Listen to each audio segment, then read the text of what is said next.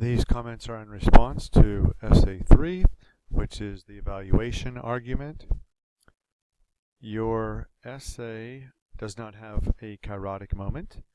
It just starts with a perception of millennials. You are out in your essay to disabuse readers of that notion, and that's a good move. Typically in essays, to take the status quo and then to destabilize it. In other words, most people think A, but A is wrong. In fact, B is correct. That's really what you're doing in your essay. But you still need a kairotic moment. We have no idea, after we read the first two sentences, why you're talking about this particular topic. Most of the essay, again, is guided toward an argument that millennials, the phenomenon of millennials, of adult children in their 20s living with their parents, is not a bad one.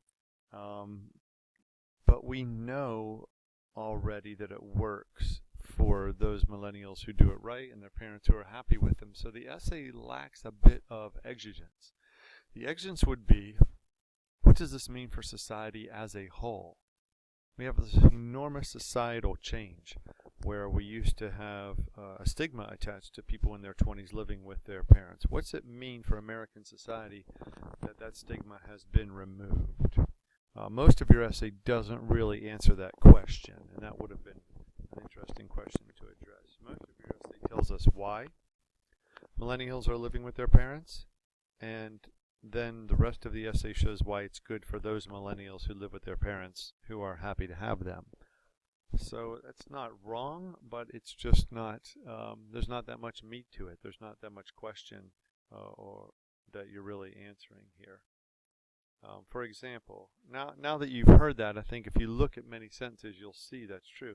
Millennials do not want to live off their parents. They want to be able to support themselves.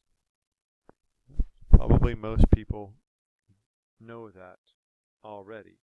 The economy puts a hardship on millennials, which makes it difficult. There's grammar errors throughout the essay, which makes it difficult for them to become homeowners. That's focusing on the cause of the phenomenon. I mean, a few sentences about the cause isn't wrong, but that's what most of your essay does.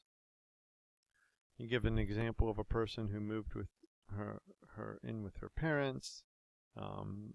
One example, there's no problem with that, but really it tells us why she moved in with her parents. Again, it focuses on the cause.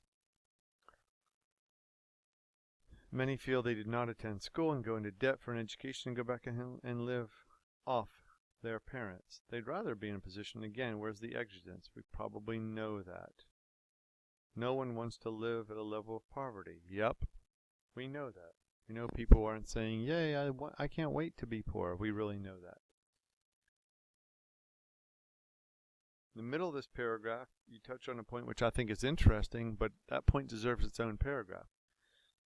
Moving back home to live with parents can strengthen the relationship between the parents and the children. Notice when I just said that, I made it plural. You make the mistake here of having the plural parents and then changing it to the singular parent.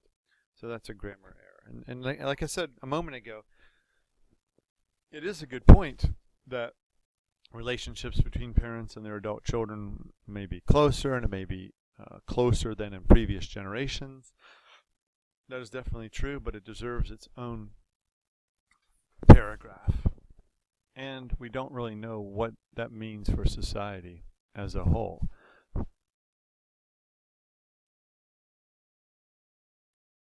Next paragraph talks about the housing market, but doesn't really talk about the housing market in general. It just talks about it's difficult for people who are under 30 to have enough money to buy homes. We probably know that also. Again, this isn't wrong, but it really focuses more on the causes instead of evaluating what does it mean for American society. Here it says, millennials who already live at home will be further away from owning home when the interest rates rise. Just letting us know again that it's more likely for the next few years that 20-somethings are going to continue living with their parents. Right here, this sentence, this does express that the economy, that's not the verb choice, that you wanted?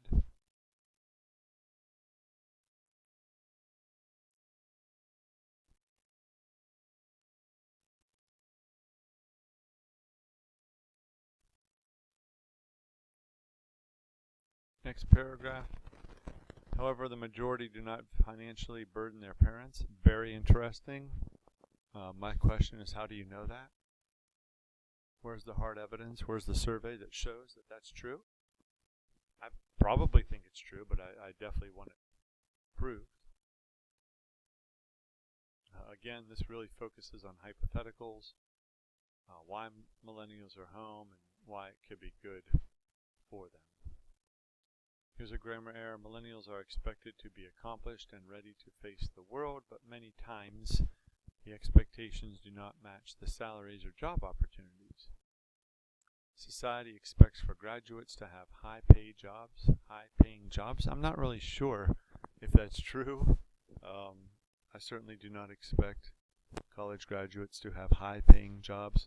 Perhaps middle-class wages, but I wouldn't call them high-paying jobs, at least not at first, and depends on what field those students are going into.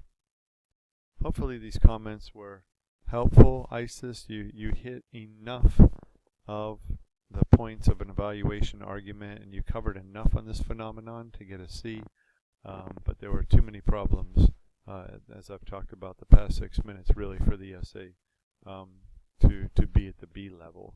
If I had seen this draft and would have been able, and I mean, I know you work hard and you do prepare some drafts. If you had, if I had seen this entire draft, maybe after making these comments, after I made these comments and you listened to them, maybe you would have been able to revise to the B level or A level. Thank you.